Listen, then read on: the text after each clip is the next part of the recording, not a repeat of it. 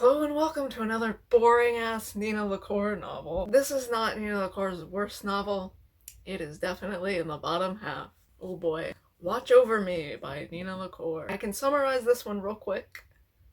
This is about a newly 18-year-old girl who just aged out of the foster care system. She gets a job at this manor in the middle of nowhere that's like a foster home for a lot of kids. And it's run by some of the previous children who are now adults who still care about the family and live there and work there. Honestly, there wasn't a lot about the actual house. I thought there was gonna be way more about like the owners of the house who you absolutely never fucking see. So she gets a job as a teacher at this foster home place. Okay, so tonally this is very classic sad Nina LaCour. I would compare this most to We Are Okay. That book's just fucking sad. The main character's sad. Nothing happens. This book's kind of the same thing. Everyone's sad, nothing happens. So the main plot of this book, I guess, she gets to this manor and there's fucking ghosts. There's real fucking ghosts. Everyone can see them. No one gives a fuck that they can just suddenly all see ghosts. And it's not like a magical realism thing where everything's normal and then there just happens to be ghosts and no one really cares. It's more like it's a really heavy-handed, obvious metaphor for grief. Because all of these foster kids have grief, obviously. And it is not subtle in the slightest. This is very YA, even though the main character is 18 and like an adult. And I was kind of confused at her age at first, because I thought she was 18 and that made sense, but she goes to this place and she sees the teenagers and she refers to them as the teenagers, like she isn't also a teenager. But I guess they're like, not 18, so they're not adults. They're just kids. But whatever. But it very much feels like a YA. The only people I would recommend this book for are like sad 13-year-olds. If you're a sad 13-year-old in the foster care system, you might get something out of this, but this was not for me, that's for sure. So maybe the metaphors are very heavy-handed because it's for a younger audience, but like, kids aren't that dumb, especially teenagers. I would say this was probably intended for like teenagers, like 16 to 18 even maybe. But like I think the quality of the writing would sort of be better suited to a younger audience even than that. Early teens maybe. So literally the plot of the book is that she has to confront her ghosts. Literally, that's how this gets resolved. So her best friend at this manor is this 8-year-old boy who she's teaching. They get really close, and he's like real. This little dude is like a psychiatrist, man. He is very well adjusted for an 8-year-old. I mean, he has moments where he has panic attacks and like is scared and overwhelmed by life and the bad situation he's in, but he's like very self-aware of it. He like clearly knows like breathing techniques. He's very like well educated on the topic of, I don't know, mental health in a weird way for a child. I mean, this child probably is in therapy or has been to therapy at some point because he's like an 8-year-old in the foster system and they're like, this kid's gonna be fucked up. Like, we gotta get this kid some mental health care, which is good.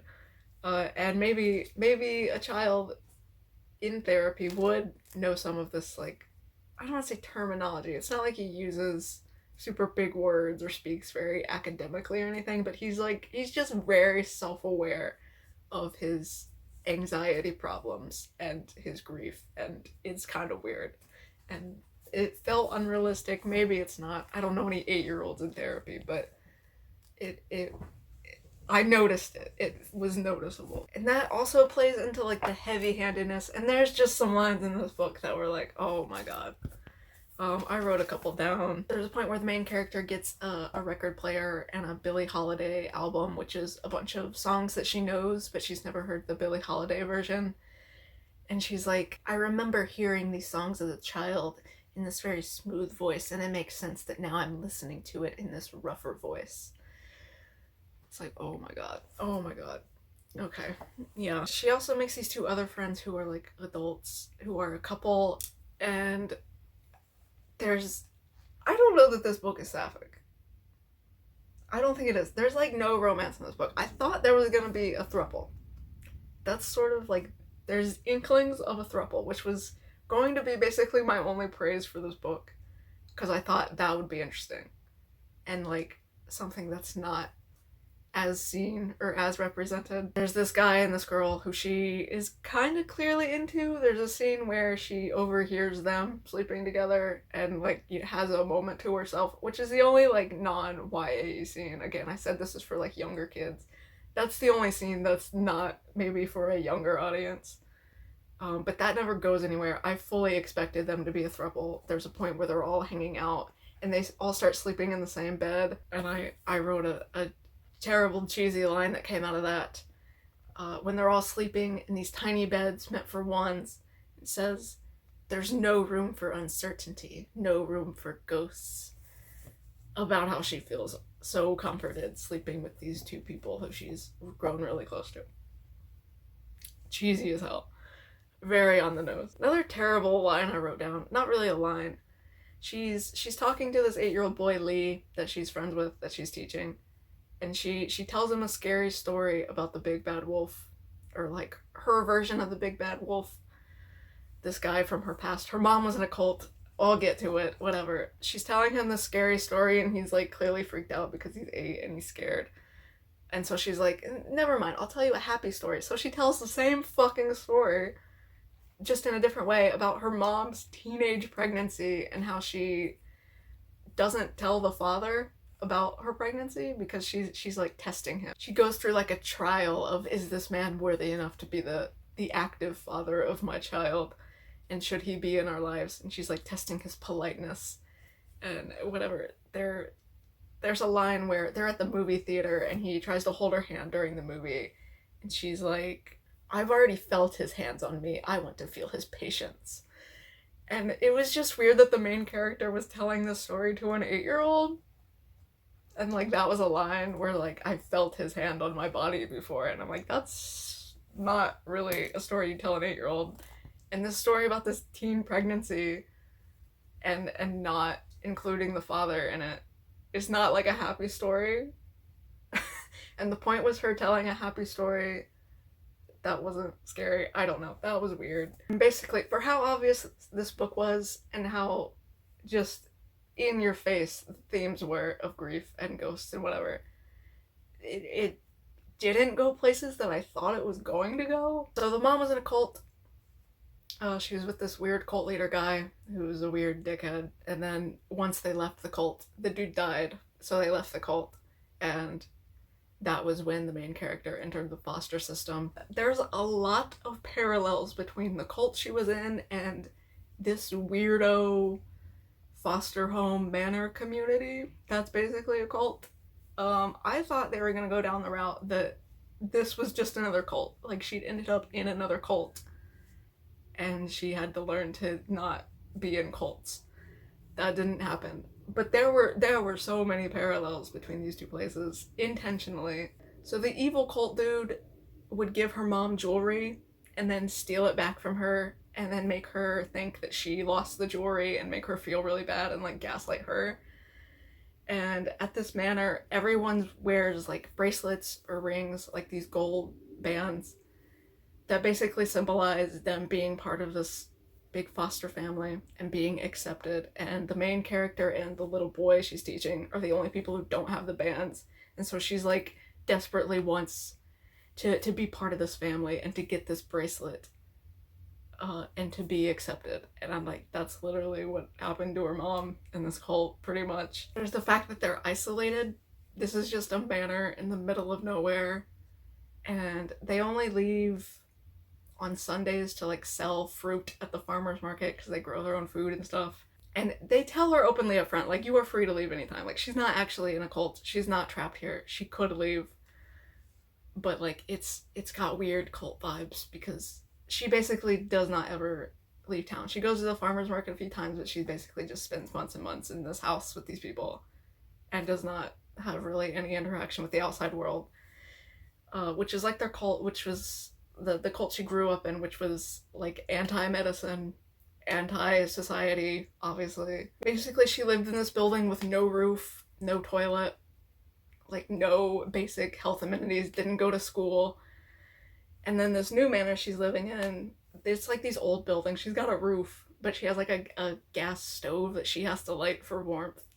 And the school where she's a teacher, like, she is not a teacher. Like, she is not a degree carrying trained teacher. And she's not like titled a teacher. She's like an intern, but she literally teaches this kid, and that's what she does. And she's just got the one kid, and again, she's not trained, and she has like some school supplies, and she's, you know, teaching an 8-year-old like long division. She knows long division. But it's like, this is not a real school. Like, you don't have a real teacher for this child. And he's just sort of, it's like a weird homeschool. And she can, like, you know, make the schedule. There's no, like, state mandated rubric she's following. If he's having a bad day and having trouble focusing, they just go outside and play. And I'm like, this isn't a real school. This is like some fucked up homeschooling where you don't have any qualifications. And that sounds like a cult to me. Just this place felt like a cult. And I thought it was going to be a cult. And I don't know that I liked that. I guess the idea, the intention is to show that, like, a positive version of the negative version of the thing she was experiencing. Like, these people genuinely look out for her, and they want to incorporate her in their little community, in their little family, because they're all these people who never had families themselves. And they're very happy to be here, and they like working here, and they stay here voluntarily. And they help each other confront the ghosts. That's the plot of this book. She has to confront her ghosts, and once she does, that's when she gets her bracelet. And is one of them, and they talk about how they've done the same healing journey. It's literally just a metaphor for, like, healing and community, obviously. I don't know. And I guess, like, the idea that she can leave, that she is an adult who makes her own decisions, and she could leave at any time, but she absolutely never considers leaving at all. She just really likes it here. I guess it's fine. So she's not trapped in a cult. She's choosing to be in a cult. I don't know. I'm not like one of those people who studies cults and is like very knowledgeable about cult dynamics and does psychological research into that. So maybe this actually is a good representation of positive community versus negative community in a cult. But I don't know. I felt like it overlapped too much in a weird way that was not that distinct. Maybe that's commentary on how people get trapped in cults because they seem pretty normal until they're not. I don't know. I don't know what Nina LaCour was going for here, except for the very obvious metaphors of grief. This was also just really fucking boring. And I don't know why. Again, this isn't Nina LaCour's worst novel. Yerba Buena was bad, and just, like, the plot structure was all over the place. And the characters made weird decisions, and I didn't like that book at all. This one was better than that. This might actually be worse than We Are Okay, which I also didn't like. Which I kind of didn't expect. I think this might be more boring than We Are Okay. Even though nothing happens in the book. That book is one character alone in her dorm room doing nothing and feeling sad for herself. That should be more forgettable. But I think I remember more of that book than I am going to remember of this book. I am going to forget this book. There was a point where I was reading this, I was listening to the audiobook, and I was over halfway through, and I saw that I was over halfway through, and I was like, I swear I've been listening to this for like 15 minutes. Like, nothing is fucking happening. And it's just, this book is not gonna stick with me. This is probably the most forgettable Nina LaCour book. So it's more boring than We Are Okay. Even though I don't know if it's as poorly written as We Are Okay. The premise sounds better than We Are Okay, but it was just real boring. But yeah, this is bottom 3 Nina LaCour for sure. But I'm done. I'm done reading Nina LaCour books. I've read them all. I'm free. Why did I read them all when I only liked like one of them? I don't know. I didn't know I was gonna hate them all. I thought they'd all be like, okay. You know, the title given to me was We Are Okay. And they were not okay. They were subpar. But she does have a couple of okay books. Hold Still. Hold Still is the only good Nina LaCour book. Why did I read all of these? Why did I do this? I don't know. I'm done. I'm done. It's over. The evil has been defeated. I've confronted my ghosts. And I now have a bracelet. And I'm fucking free. Get me out of here, man.